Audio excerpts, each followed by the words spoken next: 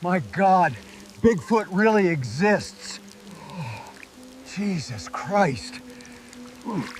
The cabin routine was simple by design. Wake at 0600, coffee, check the perimeter. Not for threats anymore, just habit. Chop wood, maintain equipment, read, sleep, repeat. No schedule to keep, no orders to follow, no squad depending on me to make the right call under fire. The property was dense old growth, Sitka spruce, western hemlock, Douglas fir that had stood since before there was a United States. The understory was thick, salal, Oregon grape, sword ferns tall enough to hide in.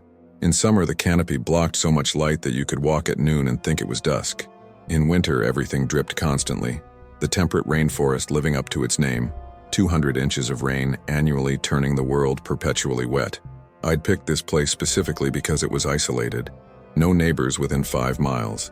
The nearest town, Forks, was small enough that strangers were noticed and remembered. The Forest Service maintained a few trails through the area, but they stayed on established routes. My property was off-trail, accessible only by an old logging road that was more suggestion than road.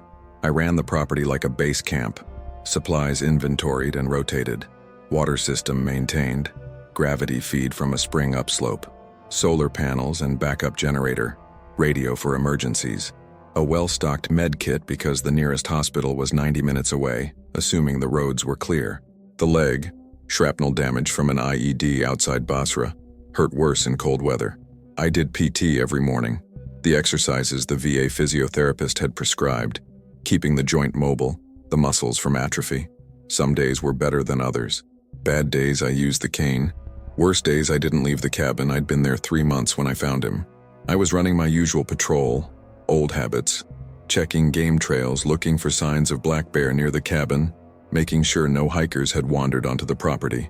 The rain was heavy that morning, the kind of steady downpour that reduces visibility to 20 feet and makes everything sound muffled and distant.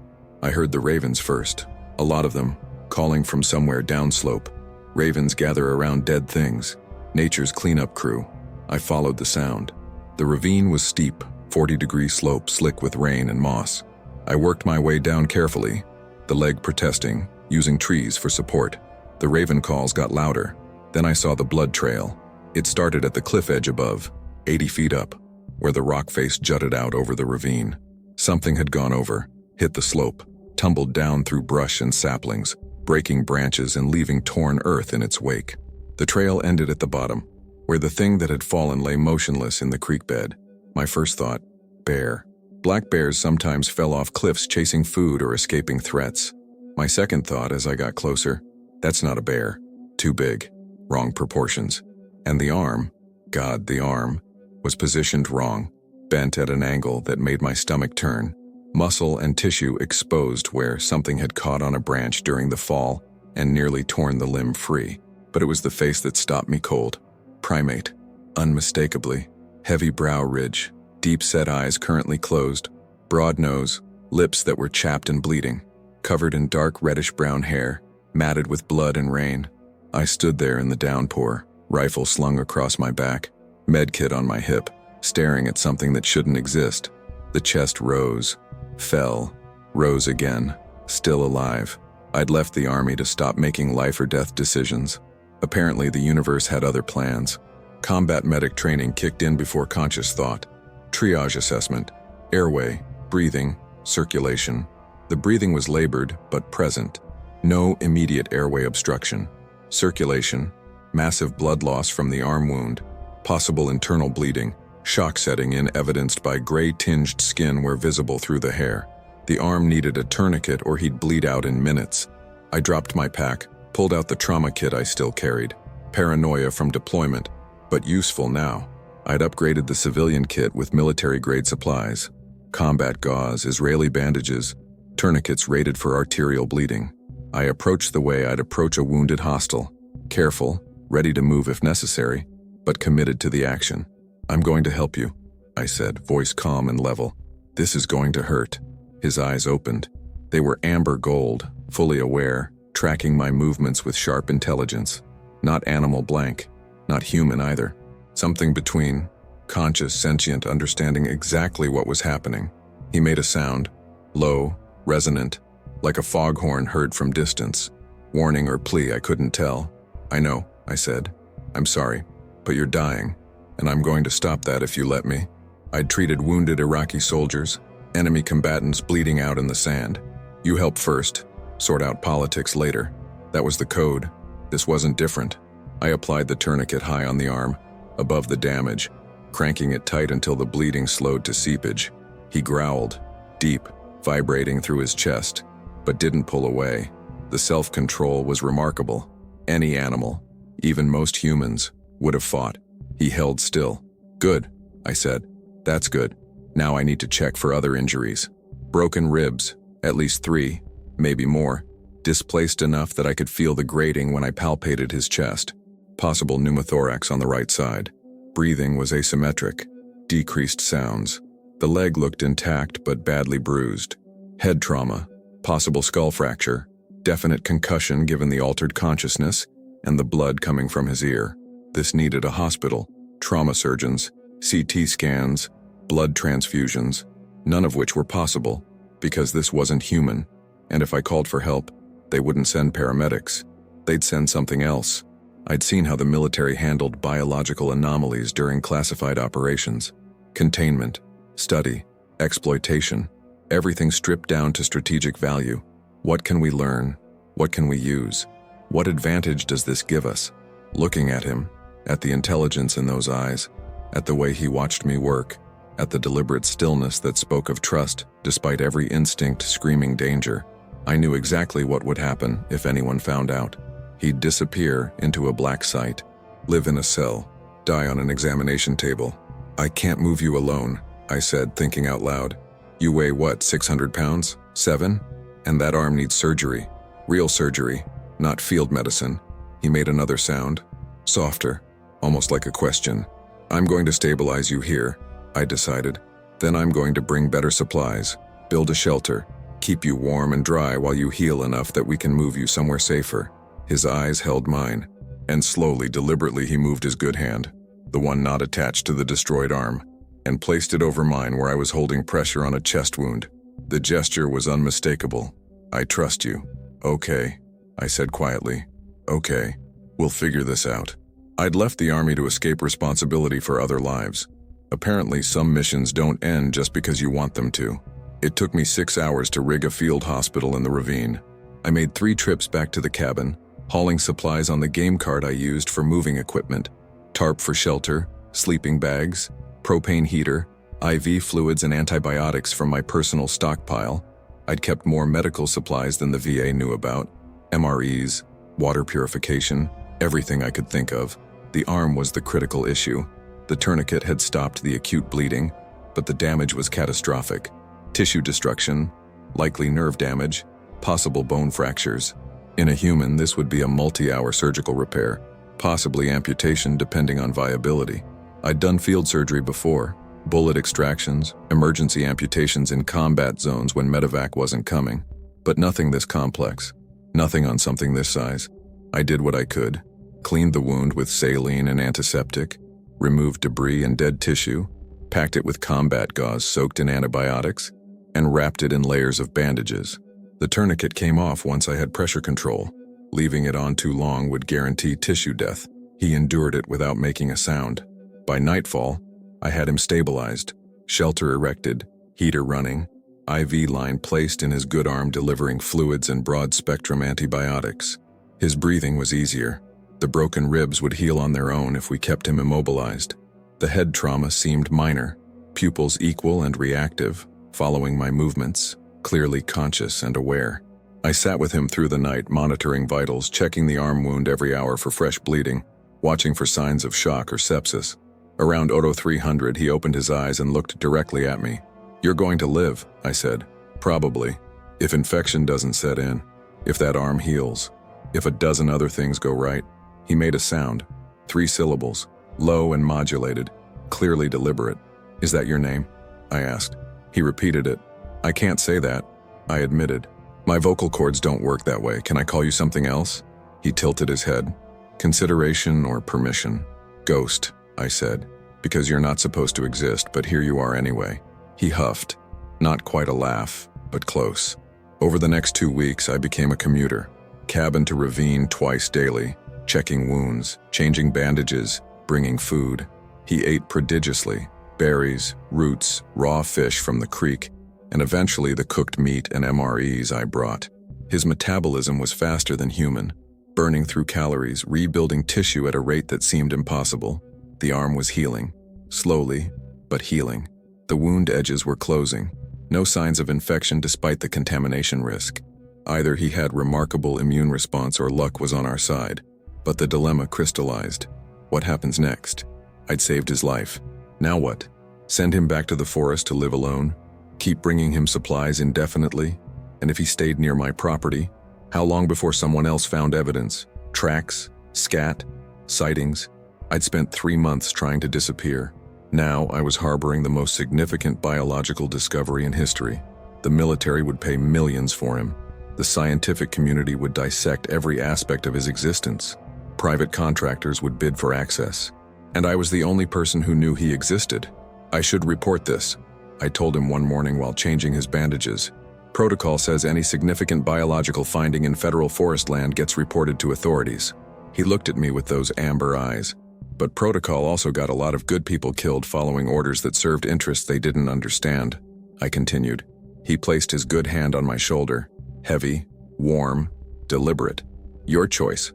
I trust it. Ghost could walk by early December. The arm had healed enough for limited mobility. He'd never have full range of motion. Nerve damage was permanent. But he could use it for balance and light gripping. The ribs had knitted. The head trauma resolved with no apparent deficits. He should have left then. Returned to wherever he'd come from, disappeared into the deep forest where humans couldn't follow. Instead, he stayed near the cabin.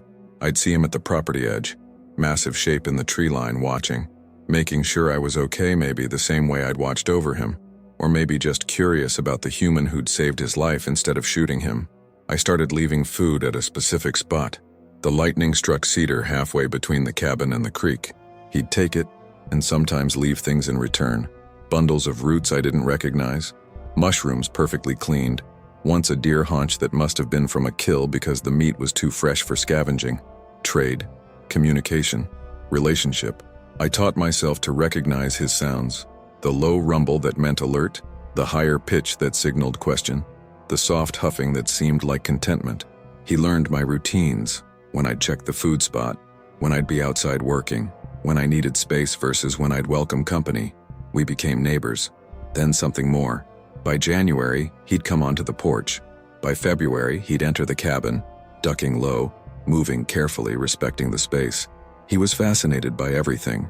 The books, the maps on the walls, the radio that picked up stations from Seattle and Portland. I taught him chess. Don't ask me why. It started as a joke setting up the board one evening when he was watching me play against myself. But he understood immediately. Studied the board, pointed at a piece, looked at me questioningly. I showed him how the pieces moved. He learned in one session, beat me by the third game. You're smarter than most humans I served with, I told him, resetting the board. Definitely smarter than my CO in Basra. He made that huffing sound. Amusement.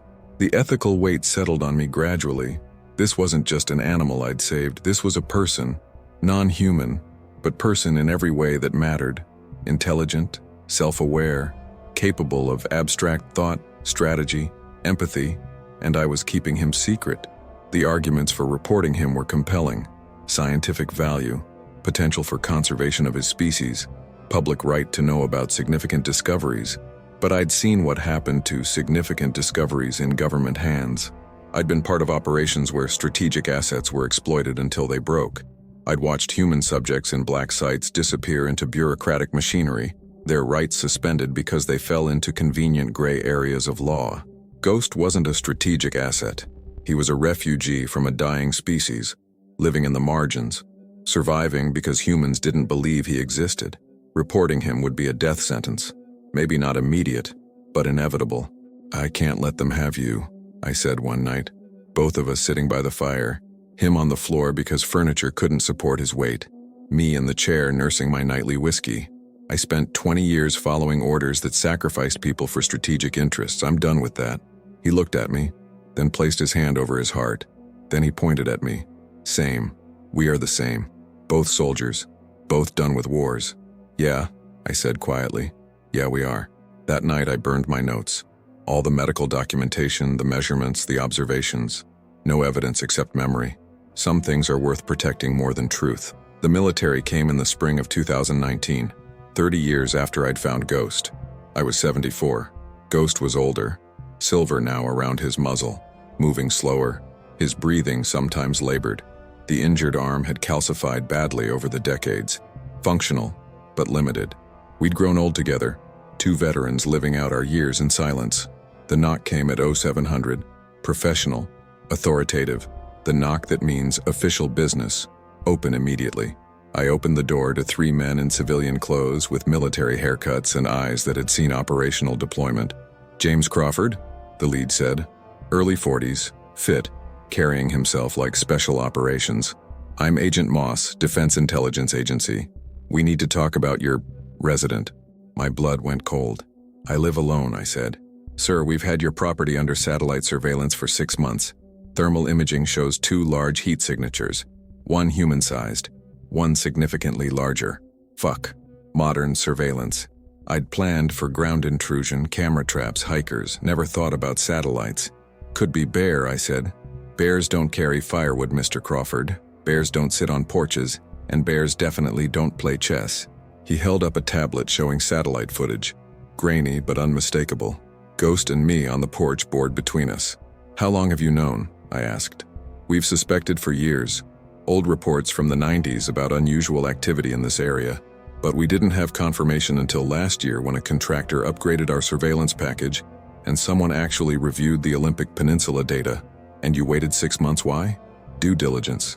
Making sure this wasn't a hoax, a guy in a suit, some kind of elaborate fraud. We brought in biologists, anthropologists, analysts. Everyone agrees. This is real. You've been harboring an undocumented primate species for 3 decades. He's not harbored. He lives here. Free. By choice. Moss looked at me with something like pity. Mr. Crawford, you're a decorated veteran. Purple Heart, Bronze Star, classified commendations we can't discuss. We respect your service.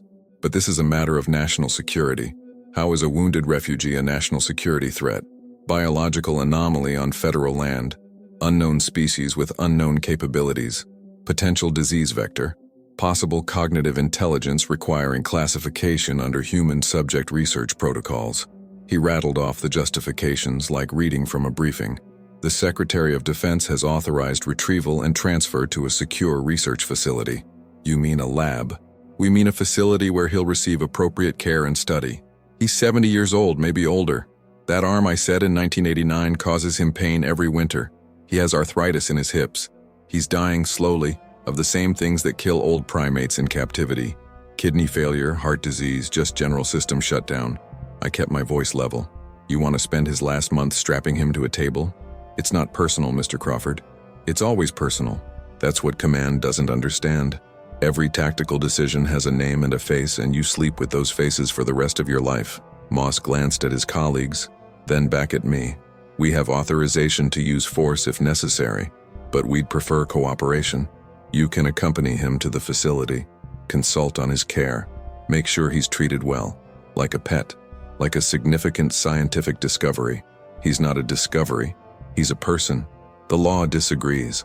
That was the crux, wasn't it? Non-human intelligence had no legal standing, no rights, no protection except what individual conscience provided. And I'd run out of ways to provide it. Ghost knew before they came for him. He'd known from the moment the helicopter passed overhead 3 days before. Too slow, too low, surveying rather than transiting. He'd known from the way I'd been pacing, checking supplies, loading magazines I hadn't touched in years. The morning they came with the retrieval team, a dozen personnel, tranquilizer guns, nets, a military veterinarian. Ghost was sitting on the porch waiting, calm, dignified, ready. Don't, I said, standing beside him. You can run. You know these mountains better than they ever will. You can disappear. He made a sound, soft, resigned. Then he gestured, to himself, to me, to the cabin. If I run, they hurt you. Take your home. This ends one way regardless. I can handle whatever they do to me. He placed his massive hand on my shoulder, the gesture familiar after 30 years. Then he pointed at his heart, then at mine. You saved me once. Let me save you now. The team approached cautiously, tranquilizer rifles raised, the vet calling out in a calm voice designed to soothe animals. Ghost watched them with amber eyes that held more intelligence than any of them expected. When they were 20 feet away, he stood, slowly, painfully, the arthritis obvious in his movements, and held out his injured arm, offering surrender. The team froze, confused. They'd expected to chase, to trap, to fight. They got cooperation. He understands, I said loudly. He's sentient, intelligent. He's choosing this. Mr. Crawford, step aside, Moss ordered. No. I move between Ghost and the rifles. You want him, you go through me. And I'm a 74-year-old veteran with documented PTSD and a valid claim that I'm defending a resident of my property. Make that calculation. Moss stared at me. You'll be arrested. Court proceedings are public. Evidence is public. You ready for this to become a media circus? I saw the moment he understood. Retrieval was authorized. Public spectacle wasn't. The whole point was securing Ghost quietly, studyably, without public awareness or debate.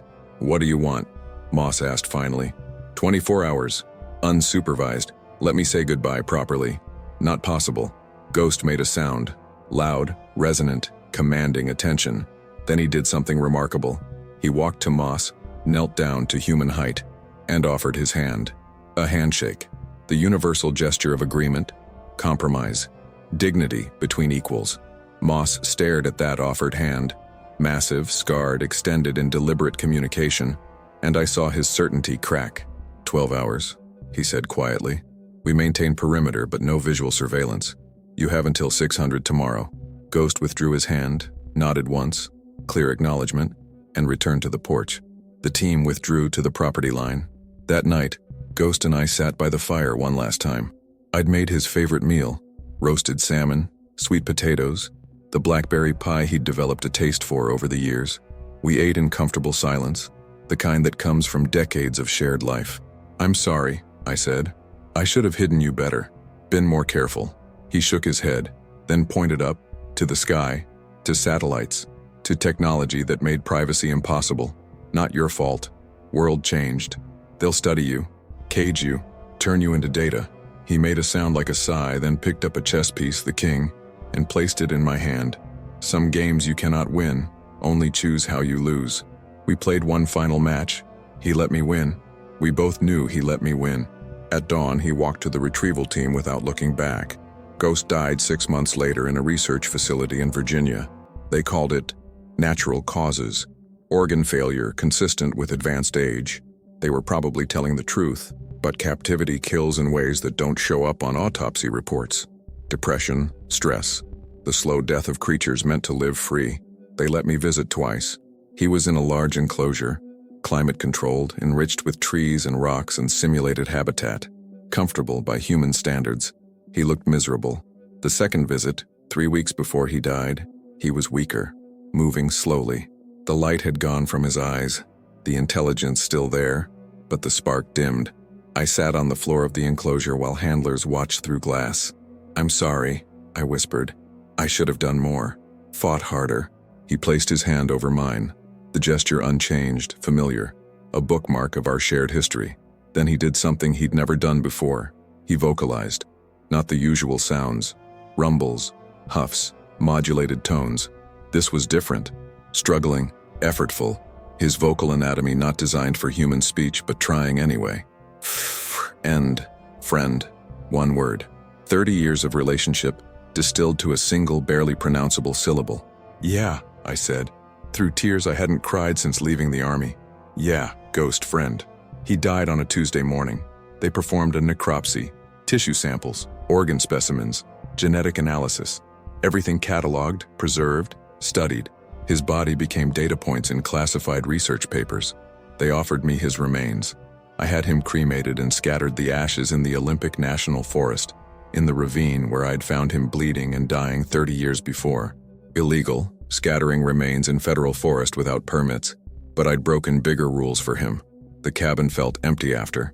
I lived there another year, but it wasn't home anymore. Too many memories, too much silence that was no longer comfortable. I moved to a VA facility near Tacoma. Small apartment, nurse visits, Other veterans who understood that some missions haunt you forever. But I kept evidence. The chess set. Photos I'd taken over 30 years. Carefully hidden. DNA samples I'd collected and stored. Documentation of everything we'd shared. When I die, probably soon, I'm 81 now and the body is giving out, it all goes to a journalist I've vetted carefully. Someone who'll publish it, make it public, force the conversation about what we owe to intelligent, non-human persons. The military wanted Ghost's secret, wanted him studied quietly, his existence classified, his species controlled. I'm going to make him famous, because he deserves to be remembered, not as a biological specimen, not as a discovery or an anomaly or a strategic asset, as a person, a refugee who survived a fall that should have killed him, who trusted an old soldier enough to let himself be saved, who lived 30 years in hiding because the world wasn't ready to acknowledge his existence, who learned chess and preferred salmon over venison and sat by the fire on winter nights while an old man talked about wars and regrets, who died in captivity because knowledge was valued more than freedom. Last week I received a package, no return address. Inside was a river stone wrapped in leaves, translucent, with a fossil visible inside. A fern frond, ancient, pressed into rock millions of years ago, just like the ones Ghost used to collect from the creek bed. Someone knows. Someone remembers. Maybe his species isn't extinct. Maybe there are others, still hiding, still surviving in the blank spaces on maps. I hope so. Because the world needs impossible things, needs mysteries that resist explanation, needs creatures that choose trust over fear, friendship over survival. Ghost taught me that. In a ravine in the Olympic National Forest, bleeding and broken, he chose to trust a human soldier. I've spent the rest of my life trying to be worthy of that choice. Some promises outlast lifetimes. Some friendships transcend species. And some secrets are worth dying to protect, until the moment they're worth dying to reveal. The truth is coming. The evidence is preserved. And Ghost's story will be told.